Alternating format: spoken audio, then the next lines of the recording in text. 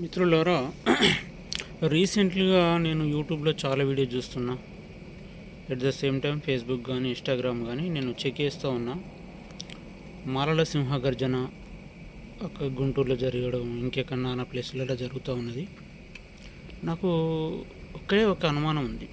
మాల సోదరులారా, నేను ఎవరిని కించపరచట్లేదు, అలాగని ఎవరిని తిట్టడం లేదు. ఎందుకంటే చాలామంది నా మిత్రులు ఉన్నారు, మాలలు కూడా చాలామంది మిత్రులు ఉన్నారు. ఎవరిని దేశించదలుచుకోలే. నేను సూటి ఒక సమాధానం అడుగుతాను మిమ్మల్ని. ఒక తండ్రికి 4 కొడుకులుంటే పెద్ద కొడుకు ఒకడే అన్నీ అనుభవిస్తే తండ్రి సంపాదించిన ఆస్తి మిగతా 3 చూసుకుంటూ బ్రతికేయాలా? వాళ్ళకు హక్కు లేదా? సంబంధం లేదా? దీనికి ఫస్ట్ సమాధానం చెప్పాలి. ఎవరు? నెంబర్ 1 వివేక్ వెంకటస్వామి. తర్వాత రాజేష్ మహాశన. 3వది రెంజల రాజేష్ అన్న. నాకు రాజేష్ అన్న పాటలు కానీ ఉపన్యాసం ఎక్కడ స్పీచ్ ఇచ్చినా నేను యూట్యూబ్లో చాలాసార్లు చూస్తాను. నాకు చాలా గౌరవం, ఇష్టం కూడా రాజేష్ అన్న అంటే.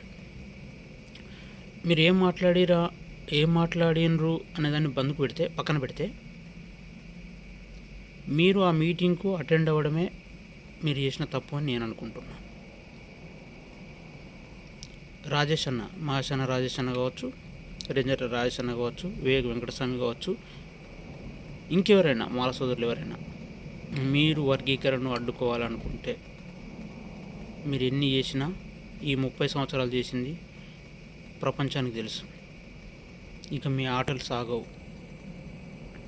నేను ఒకటే అడుగుతున్నా. ఒక తండ్రికి 4 కొడుకులు అయితే ఒక్క కొడుకే అనుభవిస్తే మిగతా కొడుకులకు ఆస్తిలో హక్కు లేదా, వాటా లేదా? దీనికి సమాధానం చెప్పండి. కామెంట్ తెలియజేయండి మిత్రులారా. ఏది న్యాయమైనటువంటి పోరాటం? ఏది న్యాయమైనటువంటి హక్కు? మన ప్లేట్ల అన్నం ఇంకోడు తీసుకుపోయి గుంజుకపోతే దానికి ఎంత బాధ అనిపిస్తుంది? నేను తినే అన్నం నాకు తినకుండా మీరు తీసుకపోతే బాధ అనిపించదా? వీళ్ళకి వచ్చిన ఇబ్బంది ఏంది? వర్గీకరణ జరిగితే వచ్చిన ఇబ్బంది ఏంది? ఎవరు ఎంతమంది ఉంటే వాళ్ళకి అంత వాటా వస్తుంది కదా. మీరు ఎట్లా అడ్డుకుంటారు? వర్గీకరణ అడ్డుకోవడానికి గల కారణం ఏంది? నిజానికి చెప్తున్నా, కులాలు లేకపోతే నేను చాలా హ్యాపీ, సంతోషం. నాకు కులాలు, నీది ఏం కులం అని అడగని రోజు నా భారతదేశంలో రావాలని నేను కోరుకుంటున్నా. అసలు కులాలు లేని భారతదేశాన్ని చూడాలని నా కోరిక. సరే, ఉన్నప్పటికీ రాజ్యాంగపరంగా అది ఏం జరగాల్సి ఉంటే అది జరగాలి, అంతేదాని ఇంకొకరి నోటికాడి కూడు తీసుకొని తిందామని అనుకోవడం మాత్రం మూర్ఖత్వం. నాకు నచ్చలే. ఎస్పెషల్లీ మహాసేన రాజేష్ అన్న, రెంజల రాజేష్ అన్న, మీరంటే నాకు గౌరవం. కాకపోతే మీరు మాట్లాడిన తీరు, మీరు ఎస్పెషల్లీ మాట్లాడింది పక్కన పెడితే మీరు మీటింగ్లకు అటెండ్ అవ్వడం నాకు నచ్చలే. దీనికి సమాధానం చెప్పండి ఒకసారి. కామెంట్ తెలియజేయండి మిత్రులారా. 600 అయినా 100, 116 అయినా ఏం చేసినా వర్గీకరణ అనేది న్యాయమైన పోరాటం పక్క జరుగుతుంది. అది మందకృష్ణ మాదిగ కృష్ణన్న అది కంపల్సరీ చేసి తీరుతాడని నాకైతే నమ్మకం ఉన్నది.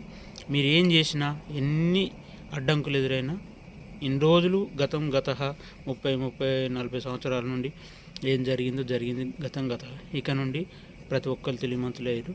అది ఆగది. మీరు ఏం చేసినా అడ్డుకోలేరు. ఇక మీకు ఉండొచ్చు రాజకీయ పలుకుబడి, ఆస్తి పలుకుబడి, డబ్బులు బాగా సంపాదించుకున్నారు, మీరు అడ్డుకుంటామని అనుకోవచ్చు. కానీ అది జరగాయని నేనైతే అనుకుంటున్నా. చూద్దాం, కాలమే నిర్ణయిస్తుంది న్యాయం అనేది ఏంటి అనేది. మిత్రులారా, కామెంట్ రూపంలో తెలియజేయండి.